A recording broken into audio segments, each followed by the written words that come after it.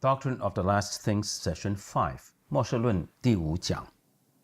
我们继续讲为什么圣经认为呢，人被造的时候不是必定会死的，人的死不是原来被造状态一种自然的因素，不是的。我们再总结一下，我们上一讲说到，第一，因为上帝按照他的形象造人，那个是一个完美的状态，所以不应该带着一个死亡的种子在里面。二，圣经里面呢，从来就不是说为什么人会肉体死亡呢？就是因为他在原来的状态、自然的状态里面呢，没有爬到这个不会死那个高处，因为他没有顺服，没有爬到那么高，所以会死咯。不是的，圣经不是这样说的。人的肉体的死是因为他的所谓灵里的死。第三，圣经讲到死的时候呢，很正面的说，死是上帝对罪的刑罚或者定罪。第四，死亡呢不是人只不过达不到他的理想的状态，死亡是在人的生命里面外加的存有敌意的，是因为上帝的愤怒定罪咒诅人类会是怕死的，就是因为它不是自然的。那当然有可能呢，动物、植物、死物界呢，与罪没有关系的话，也会有死亡这个的定律。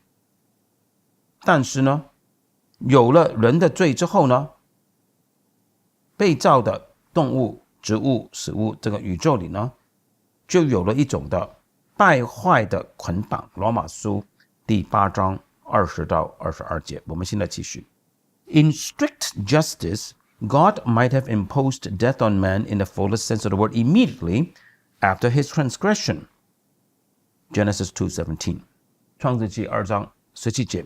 假如上帝按照他严谨的公义行事的话，他就可以在人类犯罪之后，马上的从完整的意义来说，马上就把死亡加在人的身上。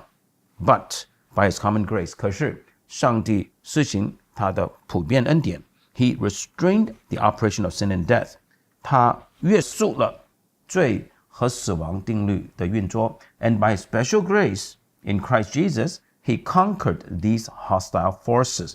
而借着他的特殊的就是救赎的恩典，在基督耶稣里呢，他胜过了这些敌意的势力。 Romans 5:17， 罗马书第5章第17节。若一人的过犯，死就因这一人做了王，何况那受洪恩又蒙所赐之义的，岂不要因耶稣基督一人在生命中做王。 1 Corinthians 15:45， 哥林多前书第15章45节。首先的人亚当成了有灵的活人，末后的亚当成了叫人活的灵。 2 Timothy 1:10， 提摩太后书第1章第10节。如今借着我们救主基督耶稣的显现，表明出来了，他已经把死废去，接着福音将不能坏的生命彰显出来。 Hebrews 2:14， 希伯来书第2章14节。儿女既同有血肉之体，他也照样亲自成了血肉之体，他要接着死败坏那掌死权的，就是魔鬼。 Revelation 1:18， 启示录1章18节。那存活的，我曾死过，现在又活了，直活到永永远远，并且拿着死亡和阴间的钥匙。 Revelation 20:14， 启示录20章14节。死亡和阴间也被扔在火湖里，这火湖就是第二次的死。 Death now accomplishes its work fully only in the lives of those who refuse the deliverance from it that is offered in Jesus Christ。 现在死亡只不过的那些拒绝在主耶稣里面可能领受到的从罪和死搭救出去，唯有那些拒绝耶稣里面的救恩的人啊，死亡才是完全的成就他的工作。Those who believe in Christ， 那些信靠基督的人 are freed from the power of death， 从死的权势下释放了， are restored to communion with God， 恢复了与上帝的相交， and are endowed with an endless life， 上帝赋予他们一个永远不休止的生命的。 John 3:36， 约翰福音3章36节，信子的人有永生，不信子的人得不着永生，上帝的震怒藏在他身上。 John 6:40， 约翰福音6章40节，耶稣说，我父的意思是叫一切见子而信的人的永生，并且在末日我要叫他复活。 Romans 5:17-21， 罗马书第5章17到21节，因一人的过犯，死就因这一人作王，何况那些受洪恩又蒙所赐之义的，岂不更要因耶稣基督一人在生命中作王吗？如此说来，因一次的过犯，罪人都被定罪，照样因一次的义行，众人也就被称义得生命了。因一人的悖逆，众人成为罪人，照样因一人的顺服，众人也成为义了。律法本是外添的，叫过犯显多，只是罪在哪里显多，恩典就更显多了。就如罪作王，叫人死，照样恩典也借着义作王，叫人因我们的主耶稣基督的永生。 Romans 8:23， 罗马书8章23节，我们这有圣灵初结果子的，也是自己心里叹息，等候得着儿子的名分，乃是我们的身体的赎。 1 Corinthians 15:26， 哥林多前书15章26节，近末了所毁灭的仇敌就是死。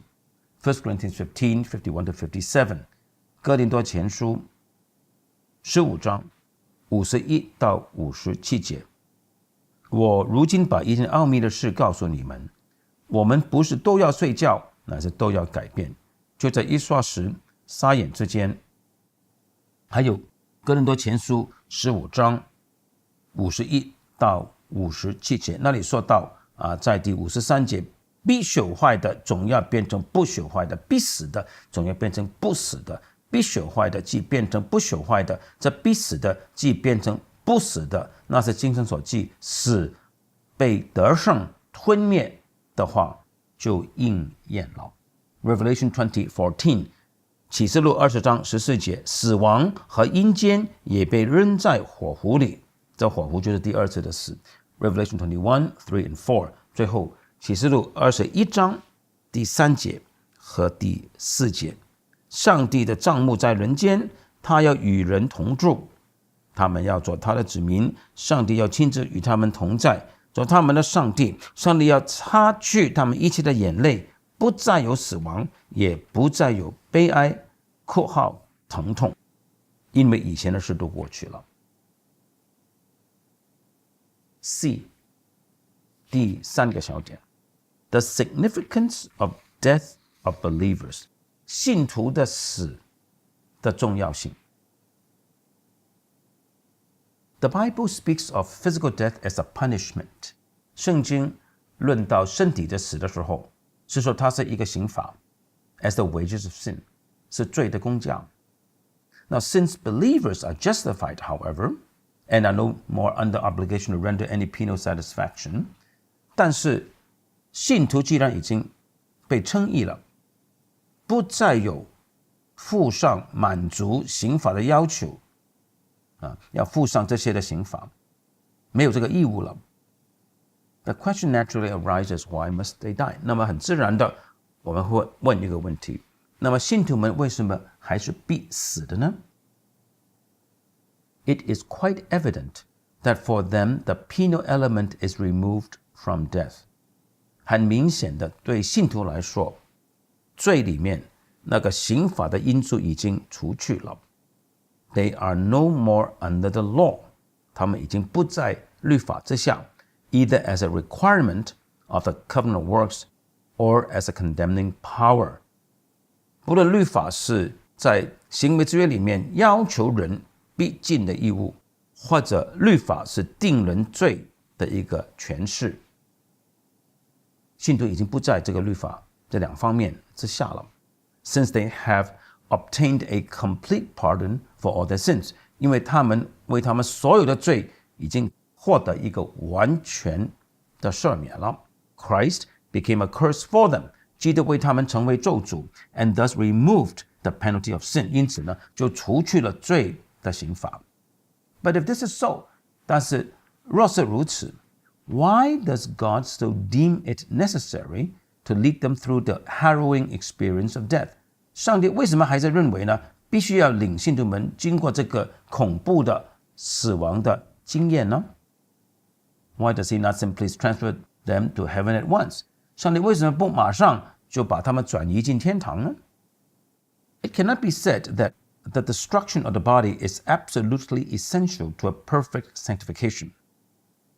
我们不能说身体的毁灭对于一个完全的没有瑕疵的成圣是绝对必须的 since that is contradicted by the examples of Enoch and Elijah. 因为呢，以诺和以利亚这两个案例呢，就与这个原则矛盾的，就是说不一定是身体死才能够达到完全的成圣。Neither does it satisfy to say that death sets the believer free from the ills and sufferings of the present life and from the trammels of the dust by liberating the spirit from the present coarse and sensual body. 另外一种的说法也不令人满足的，这个说法就是死亡释放了信徒，脱离了现今人生的苦难和各种难处，也从尘世的约束释放。怎么释放呢？就是灵被解放，脱离这个七情六欲的身体了。这个说法也是不令人满意的。God might effect this deliverance also by a sudden transformation. 上帝也可以用一个突然的转变来做成这种的搭救的 such as living saints will experience at the time of the parousia. 就正如呢，在主耶稣再来的时候，那些还活着的圣徒就会经验到那种的转变。It is quite evident that 很明显的一件事就是 the death of believers must be regarded as the culmination of the chastisements which God has ordained for the sanctification of his people.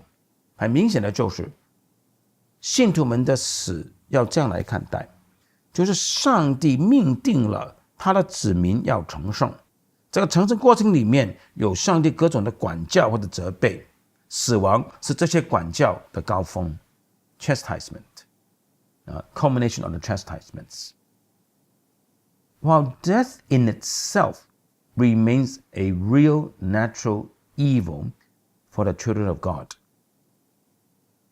死亡本身对上帝的儿女来说仍然是一个真的本性上的一个邪恶 something unnatural 是不自然的 which is dreaded by them as such 死亡本身呢信徒也是会怕的 It is made subservient in the economy of grace to their spiritual advancement 可是死亡本身呢在整个上帝恩典的计划里面呢已经放在属于他们属灵的进步的整个的计划里面一个的负担一个从属的事情 and to the best interest of the kingdom of God 死亡也是服从在上帝的国度最大的好处这个大前提之下 The very thought of death 我们想到死亡 bereavements through death 我们失去我们的家人 The feeling that sickness and sufferings are harbingers of death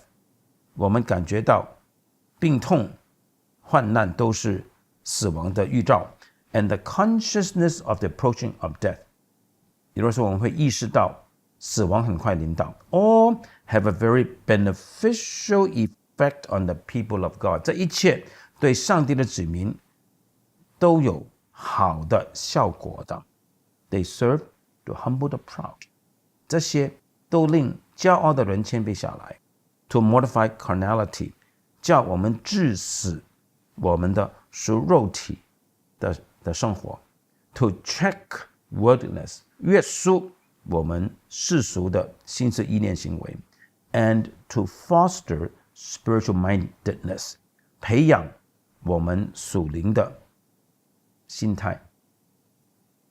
In the mystical union with their Lord, believers are made to share the experiences of Christ. 信徒们与他们的主耶稣是有着一个奥秘的联合的，他们也分享，也进入到基督的各种经验里面。Just as he entered upon his glory by the pathway of sufferings and death， 正如基督是走过受苦和死亡之路，才进入到他的荣耀。They too can enter upon the eternal reward only through sanctification。同样的，信徒们必须要经过成圣之路，才能够进入到他们永恒的奖赏。Death is often the supreme test of the strength of the faith that is in them。往往死亡是信徒里面的信心的强度的最高的考验 ，and frequently calls for striking manifestations of the consciousness of victory in the very hour of seeming defeat。往往在好像完全失败的那一刻，死亡呢，就让那种的得胜的感觉很惊人的彰显出来。我们看一些的经文 ，1 Peter 4:12 and 13， 彼得前书4章12、13节，亲爱的弟兄啊，彼得说，有火炼的试验领导你们，不要以为奇怪，倒要欢喜，因为你们是与基督一同受苦，使你们也在他荣耀显现的时候，也可以欢喜快乐。It completes the sanctification of the soul of believers。死亡使信徒们灵魂的成圣完结 ，so that they become at once the spirits of just men made perfect。因此呢，他们马上就成为那些完全了的义人的灵。Hebrews 12:23， 希伯来书12章23节，被成全之义人的灵魂。And Revelation 21:27， 还有启示录21章27节，名字写在羔羊生命册上的。Death is not the end for believers, but the beginning of a perfect life。死亡对信徒们来说不是终点，那是一个完全的生命的开始。They enter death with assurance that its sting has been removed。信徒们进入死亡的时候，他们有确据知道死亡的毒钩已经除去了。哥林多前书15章55节 ，and that it is for them the gateway of heaven。对他们来说，死亡就是进入到天堂的大门。They fall asleep in Jesus。他们是在耶稣里入睡的。2 Thessalonians 1:7， 帖撒罗尼迦后书1章7节。And know that even their bodies will at last be snatched out of the power of death。他们知道，就算是他们的身体有一天也要从死亡的权势中被夺走 ，to be forever with the Lord， 永远与主同在的。Romans 8:11， 罗马书8章11节 ，and 1 Thessalonians 4:16 and 17， 还有帖撒罗尼迦前书4章16到17节，主必亲自从天降临，有呼叫的声音和天使长的声音，又有上帝的号吹响。那在基督里死了的人必先复活，以后我们这活着还存留的人，必和他们一同被提到云里，在空中与主相遇，这样我们就和主永远同在。